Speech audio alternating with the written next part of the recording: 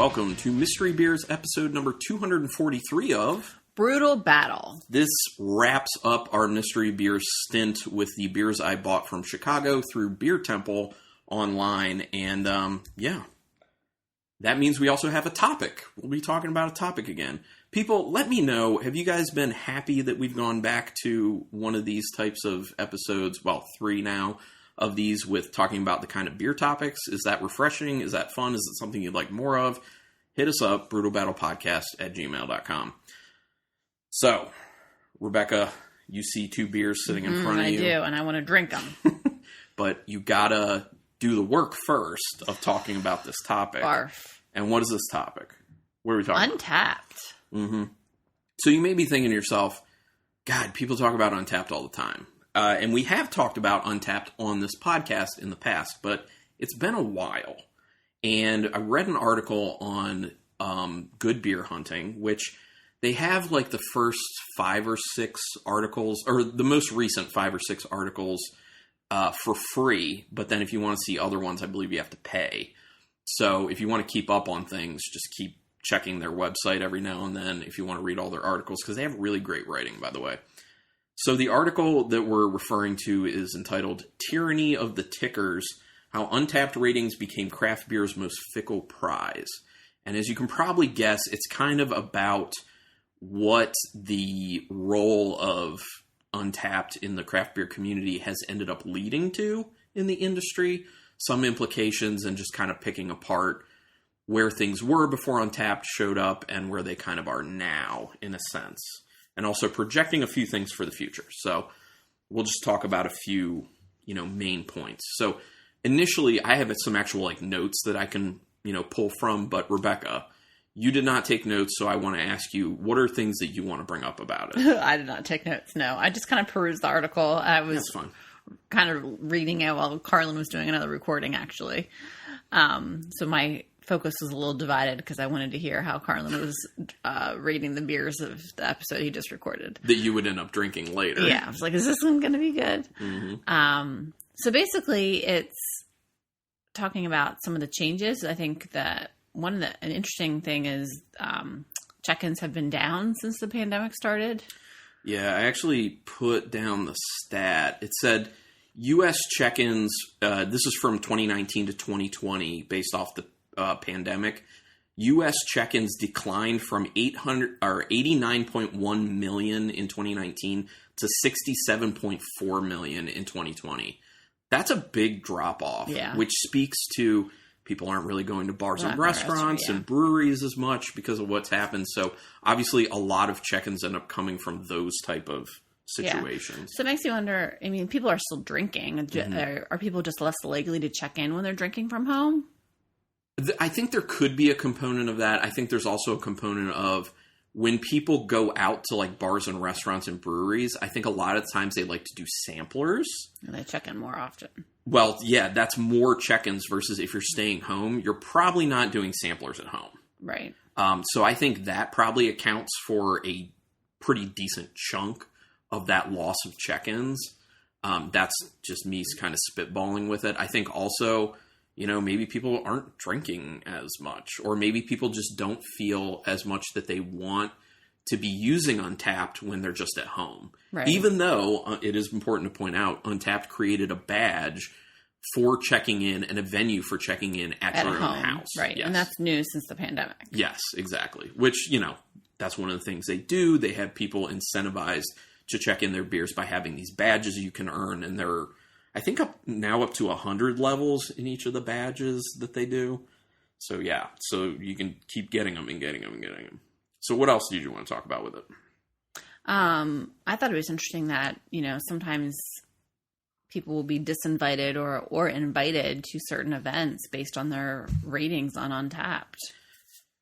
Yeah, that was one of the big things that really hit me that I hadn't thought about. No, I didn't either. And that's one of the things is you see an article about Untappd and you just kind of think, oh, I know what this is going to be. They're probably just going to complain about how Untappd is ruining the beer industry because everyone thinks they're a beer judge now, which actually is one of the points they kind of make, that everyone acts kind of like a beer judge in a sense with this. But there's a lot that you kind of like, it makes sense, but until you read it or until someone tells you it, you're not thinking about it. Right. Yeah. And what you're pointing out is one of them, which is literally occurrences of breweries being disinvited from festivals because their Untappd ratings weren't high enough, or discounting working with certain other breweries on beer collaborations because they don't have high enough Untappd ratings, which gets more to the core of a lot of what the article talks about, which is people, breweries, festivals, companies, distributors, bars, all these places using Untappd and their data, as specifically their averages and ratings on averages for styles, breweries, and specific beers to dictate what they serve or what they have available. And breweries in particular using that for deciding what they're going to brew and make available. Right. But I think one of the other big points of the article was, and that, I kind of, again, one of those things that you kind of know, but don't really think about is just how well certain beers do on Untappd versus others. So you have just this bias that, because what I think was the top 10 beers on Untappd are all bourbon barrel aged stouts. Of the top 10 highest rated beers on Untappd, 9 are barrel aged stouts. Okay. And the other one in the top 10 is an Imperial IPA, which is the other style that they've cited as being skewed higher on its average, along with these. Well, I think they said stouts. like IPAs have, IPAs, double IPAs, triple IPAs have like the highest number of check-ins. Yeah, and this goes to something where, I was talking about this earlier today, actually, with Rebecca's sister, Emily Bowling, who's given us beers for the show before, by the way. She's awesome. If you think about it, the reason, one of the big reasons, in my opinion, this was not in the article, this is my opinion, one of the big reasons that the bourbon barrel aged stouts and the IPAs and sours and stuff like that are getting higher and better ratings and more check-ins on Untappd has to do with the fact that how much can you do to something like a Pilsner or a Kolsch or a cream ale or, like some of these styles, there's not as much variation that people are willing to accept or look into or put time into making. So think about how many different things you can do to a barrel-aged Imperial Stout.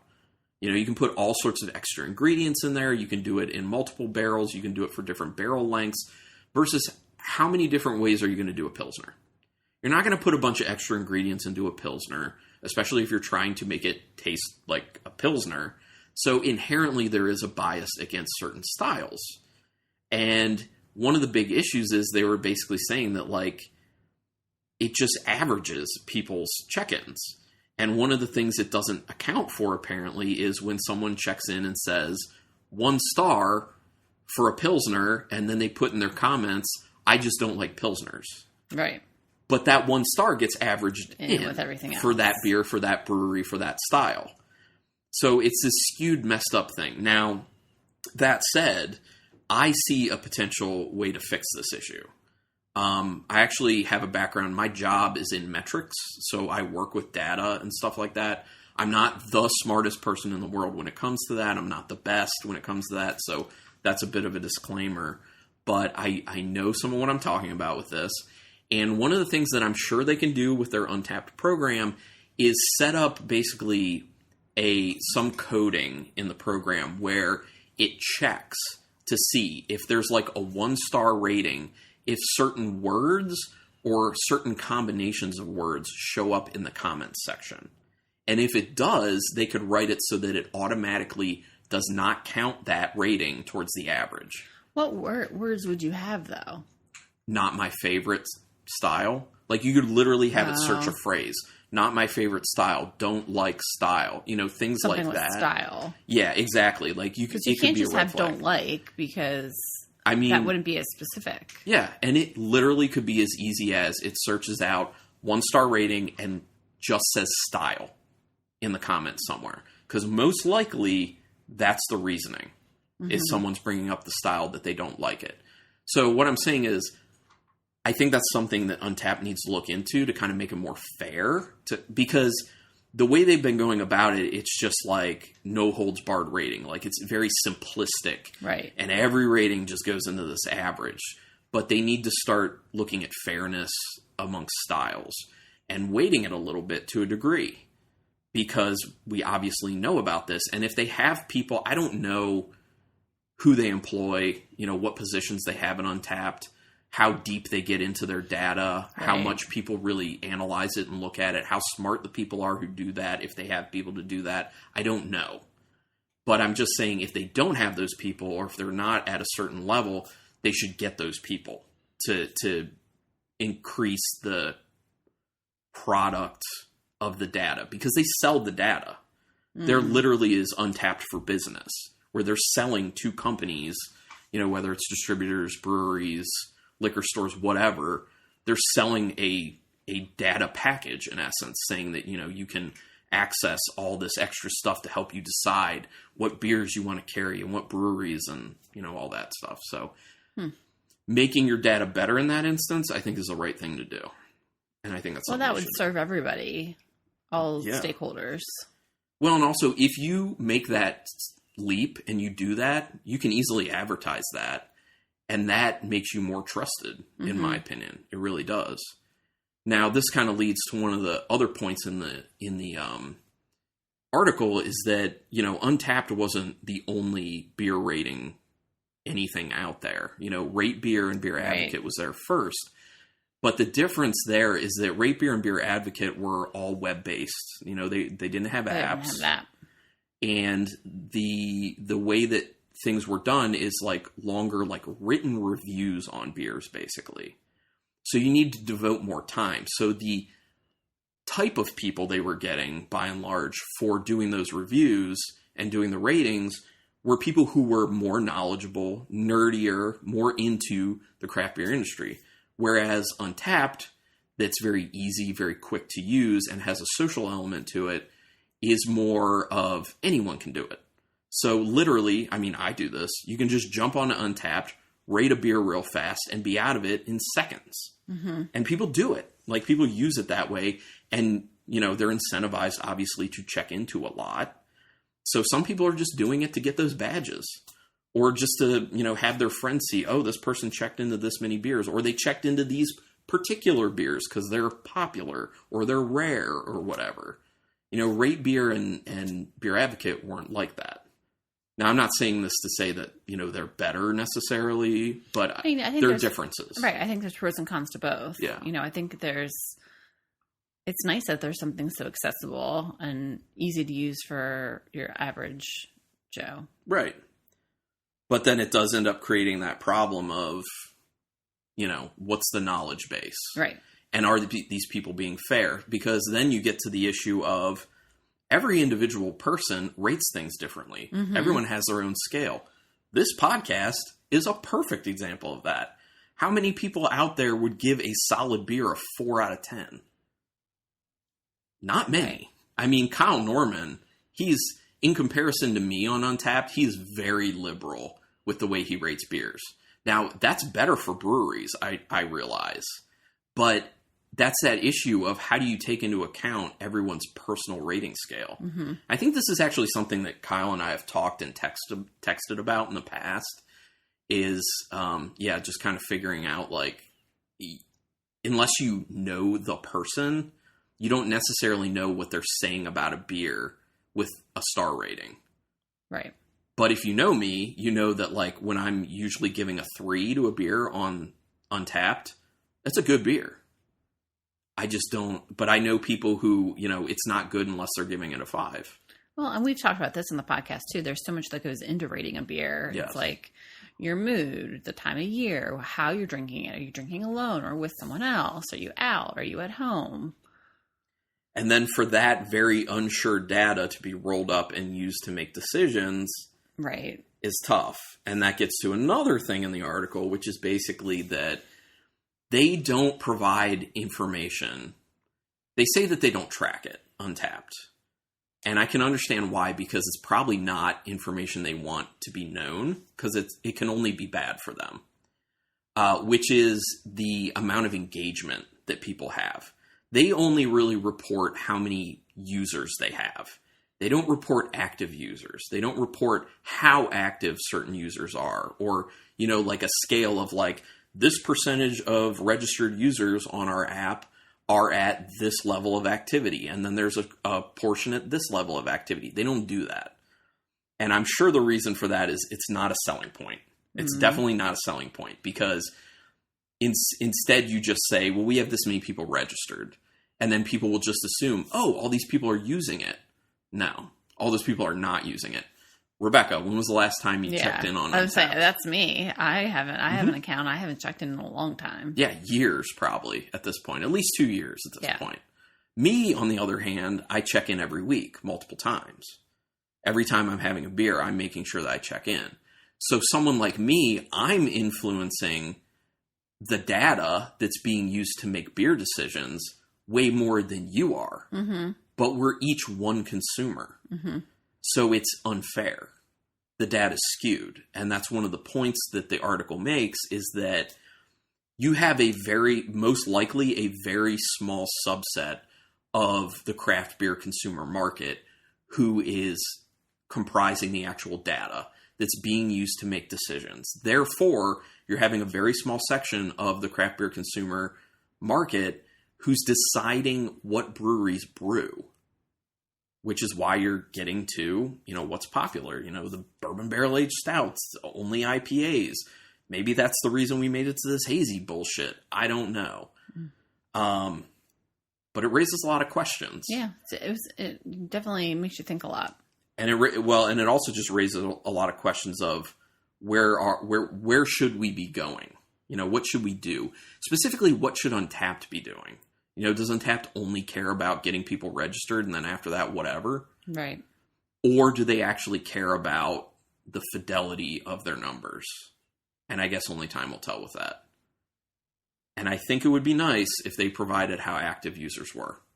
Or even if they're not going to provide that as like public knowledge, they should look into that to know. Because then they might be able to use that to more fairly weight the numbers for certain things. Because within a person, you can figure out the analytics on that individual person and see, like, typically they're giving Pilsners a, 2-star rating on average. And typically they're giving IPAs a 4-star rating on average. And then from that, you can use that to basically create a formula that can balance it out. And if you do that, I'm sure it's a lot of work, but if you do that for each individual person, then you'd have some great data that's fair. But, they're a company. They're probably not going to do something like that. But yeah, let me look through and make sure we hit everything that I thought was particularly important. But apparently Untappd said that they add between 90,000 and 100,000 new registered users each month in the U.S. Oh, wow. Now, apparently, the amount of registered users has slowed down over time, especially during the pandemic, but it's increased internationally. Oh, yeah. So so as far as new users, they're relying more on international, which I'm assuming it's because it's newer markets. They're going in there. So, one of the other things is people using Untappd to buy beers, they're not necessarily using the overall averages. Sometimes they're just using the averages of their friends, or they're using the ratings of like 1 or 2 people they feel like they trust. And then that goes to the, do you know how this person rates type thing. Yeah. So I just thought that's important to bring up as well. I think that might be, because we covered a lot, so. Yeah, I think we covered most things. Yeah, I think we covered everything we really wanted. Drinking. Whew. That ended up being a much better topic and a much more robust conversation than I initially thought it would be. Yeah. So it was good. People, did we blow your minds? Yeah. Probably not, but hopefully we taught you something. And let's teach our palates something about these beers. So the first beer, Rebecca, you lead. Since I know what the beers are, you do not. Yes, that was the first one. Okay. Go for it. What does it look like to you? Yellow orange. Yep. I would agree with that. It's a little hazy. Yeah, decent haze. Can't see through it. What does it smell like? I think it smells good. I think it does smells smell good. Damn, I think that smells good. Very citrusy. Yeah, super citrus.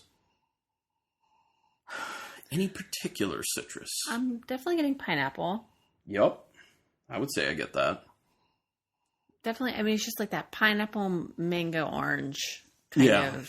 Like hybrid. nice, citrusy, tropical. Yeah, I agree with that. Now the pine, like a little bit of the pine note, I think rolls in with the mango. Yeah. As we talked about, mango's like that mix of like pine and citrus. But yeah, I definitely distinctly smell mango, distinctly smell pineapple.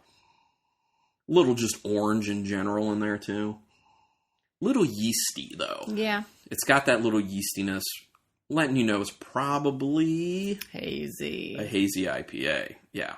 That's that bready, yeasty. Yeah. It smells good though. Typical for a hazy IPA, it has an amazing nose. Don't trust the hazy IPAs that don't have amazing noses. Because most likely they're just going to be garbage. But. Man, the flavor falls really flat. Ooh. In comparison to that nose, holy crap. I mean, I'm getting like the yeastiness. I'm getting a little citrus, but it's kind of a watery mouthfeel and really light on the flavor. This is the problem with hazy IPAs in general. Now, that said, there are obviously breweries who do really awesome jobs where, you know, you smell it and you're like, oh man, that's amazing. And then the flavor is usually less, but not much less. This is significantly less. Mm-hmm. It's very watery. Yeah, it is. And then you get like a low level, like medium low bitterness at the end and just that kind of yeasty flavor. Yeah, I don't really like it. Based on the nose, I wanted to like it. Oh, yeah. I do get a little bit of that kind of citrusy tropicality up front, but it goes away so quick. It is low. Initially it's low when you taste it, and then it just goes away to that bitter and yeasty very quickly. And that's like it. So, I mean, and I just slugged the rest of what I had in my glass, and usually that gives you more flavor. It didn't do anything. No. Like it's the same, man. And it just finishes with this yeasty bitterness. Yeah. That is why I hate hazy IPAs. That's why I don't like them. That sucks. Okay. All right, let's go to Beer B. Beer B is much more clear. It's very orange. It's very orange. Yellowish. A little yellowish to it. I think it's more orange. No head. No head. Whatsoever. Very flat looking. What does it smell like? Ooh. Yeah. I'm not saying anything. This is all you to start, to lead. It's very lemony. It's got, there's that lemony sourness there for sure. Anything else? There is something in particular I pick up on it, but that's because... You know what it is. Maybe I would have gotten it otherwise. I think I probably would have. I'm getting vanilla. I'm going to sniff that again. I don't think. I mean, for me, I don't get that. I don't get the vanilla on the nose. I'm getting oak. Okay. I see where you're getting kind of a little bit of a like woodiness. Woody. Yeah, I can see that. Lemon, wood. So I will say this because it's not going to, ruin anything. I'm not going to say the one thing that would definitely ruin it. I'm going to let you taste it and see if you taste what I'm saying I smell.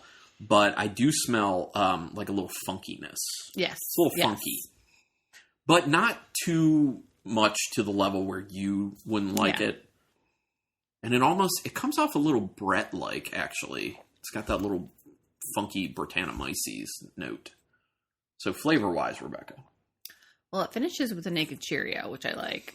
I know, that's your jam. I love it. Always your jam. Ooh! That's kind of thick in the flavor, right? Yeah, I'm getting peach. Nope. No? Nope. Your palate might be off. Pineapple? Ding ding. Does it taste like pineapple? Yeah. Yeah. That's what I was getting on the nose. Oh, I didn't get it on the nose at I all. really get it in the flavor. Yeah. It I'm is getting like peach and pineapple. It's like that dull golden pineapple type flavor. It reminds me a bit of the very strong perception of the golden pineapple that you get in the Pineapple Manna Wheat beer by Maui Brewing Company. It's good. Very perceptible. So this must be like a pineapple sour. Well, and here's the interesting thing. I'm not big on that Cheerio note, but I like it in this a lot. Yeah? There's something about the flavor ride with this beer. It's like super strong pineapple, then it kind of goes a little bit to that like funkiness, and then it transitions to that like Naked Cheerio weedy type quality. And I don't know, just that transition works really well flavor wise. Yeah, I think it's good. So I dig it. And it is sour, but it's not crazy. Yeah, it's definitely more of a, I know you were saying it smell a little funky. I'm not getting too much funk. There's a little though. It's just a little more, it's more sour than funky. Mm-hmm. Yeah. Well, and it hits you with a decent sourness up front when you take a sip, but then I feel like it then comes in with a decent sweetness from that kind of fruity pineapple note. Kind of helps balance out a little bit. So I like that. Mm-hmm. All right, now it's rating time. What are you going to do for what? So beer A, I'm going to give a 3. Okay. I'm going to give it a 2. Okay. That makes me not very happy. But it's not offensive, really. And then beer B. So that's a 2.5, obviously. I'm going to give that a 6. Yeah, this one's good. I'll go 5 on that one. I do quite like it, but I don't think I can go quite to a 6. But okay, so obviously B is the winner of this episode with an overall 5.5. A is the loser with an overall 2.5. Stop making hazies, people. So this is another one of those situations where, actually this is a situation where we've had multiple beers from one of these breweries, and we've had a more limited amount of beers from the other brewery. Okay. I think we've had these breweries on the podcast, both of them, before. Just one more than the others, I think. So beer number A, 2.5 is... This hurts. Oh, it's by Half Acre. This hurts. I know. This probably hurts you more because you love Half Acre. I do. It's called Tome? Yep. Tome. By Half Acre, it's a hazy pale ale. Yeah, so I assume that ABV is pretty low. A 16-ounce can. And okay, never mind. I think I checked this one and I didn't even see the ABV. I don't see the ABV. Yeah, I didn't even see the ABV on it. Watch out with how much you're tipping that. Yeah. Yeah, I didn't. Unless it's with the date code on the bottom, which they do date code on the bottom. No, it's not there. So I wanted to like this. I really wanted to like it because it's Half Acre, and Half Acre makes some really good stuff. Sorry, Charlie. But yeah, not a fan, man. Sorry, Half Acre. So then that leads us to beer B, which I feel like this is pretty triumphant because you gave it a 6, and you're not huge on sours. No. So this is a big deal. So winner of the episode, overall 5.5. Also a 16-ounce can. Rebecca's just cringing as she's looking at the label because... I don't know how to say this. It's not straightforward. Yeah. I'm going to give it to you. Okay, I got it. So this is by Unani. Both these breweries are from Chicago. This is Unani, and this is their La Sole 12. Okay, it's in Roman numerals. So it's I was like, I don't even know. La Sole 12, and that is an American wild ale fermented with pineapple. And does this one have the ABV? I feel like this one might not either. Well, that's interesting / random. Yeah, no ABV on that one either. Okay. So okay, mystery. Low. It's sour. It's low. I mean, we taste it. Both of these, they're low. But what are your thoughts? I thought it was good. Yeah, interesting way to wrap up. When I was doing my purchase, I knew I wanted something from Unani. and I saw that they had a few versions of this Le Sol, and of them, this one was the highest rated on Untappd. Oh, is that what you did? Yes.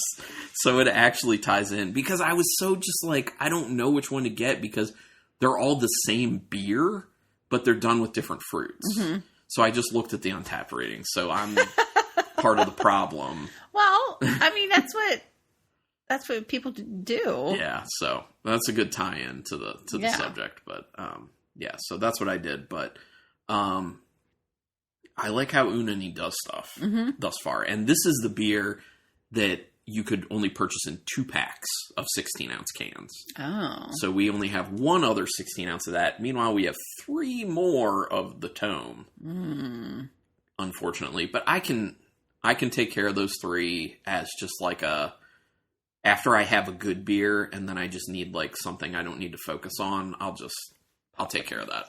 Okay. I'll take 3 for the team. Thank you, sir. Is what I'll do. Because I'm good like that. You are. I'm an excellent husband. Yeah, you are. Co-host. All those things. Take care of all the beer I don't want to drink. I do. And it's hard. It's hard. It's hard sometimes. It really is. So people, please do us a favor if you like any episode we do. Anything. If you enjoy listening to this, do us a solid. It doesn't take long. Rate us and review us, especially on iTunes if you can. But if you can't, whatever other podcatcher you use, send us an email if you have ideas for podcast format episodes, certain beers you want on, certain breweries you want us to get beers from, or do a whole showcase on. If you want to get us beer mail beers, we can talk about that. But brutalbattlepodcast@gmail.com. Rebecca's got the Instagram. Brutal Battle Podcast. And she's posting at least twice a week. Yeah. Pretty much. It's fun. We actually had a post recently about mocktails that we're doing, by the way. Because we're not always just drinking alcohol. Sometimes you want something with some good flavor, but you don't want to drink booze. There's a really cool monthly subscription box called Raising the Bar, which is mocktail recipes, and they come with the ingredients to make mocktails. And we've done 2 thus far, and they were really tasty. Including one that was called a Smoky Rose, which I thought I would not like, but ended up being really good. And this is not sponsored or anything. Like, we have no tie-in to the company. We just decided to try the product and really like it. So, just saying. Yeah, check it out. Yeah. But anyway, thanks everyone for checking this out. And until next time, keep it brutal. I feel so